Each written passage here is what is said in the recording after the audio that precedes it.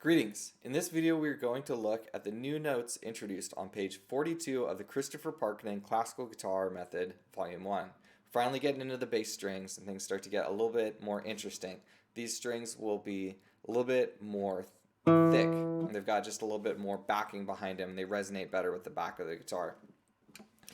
The first note is the 4th string open. Remember, hotel guitar, the string closest to the ground or the floor closest to the ground is 1. And I just learned recently that in some cultures that's not the case. So apparently that's not the best analogy for something that some people are watching internationally. But assume that the ground floor of a hotel is floor 1, second floor is 2, third floor is 3.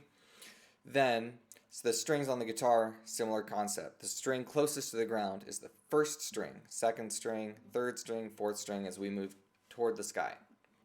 So string 4, 1, 2, 3, 4, 3rd from the sky is that string, and that's our D note right there. So open 4th string is a D. That's going to be under the bottom ledger line, I guess not ledger line, but the bottom staff line on our treble clef.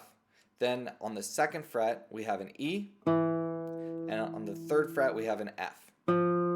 So bearing in mind what we recently learned about sharps and flats, if we had a D sharp, it would be this 1st fret. Or if we have an E flat, here's our E, then E flat is 1 fret lower than that toward the headstock. So D, E, and F. I know it can get a little overwhelming to try to add more notes in. I would encourage you to go at a pace where you're confident with the preceding notes before you add in new notes. It's sort of like learning a new language. If you try to learn too much all at once and put it all together, it's going to be a jumble. But if you get a certain amount of material very confident and then add a little bit into it, you can assimilate that. And then once that's all confident, you add a little bit more. So you're going to have to pace yourself if you're not getting lessons.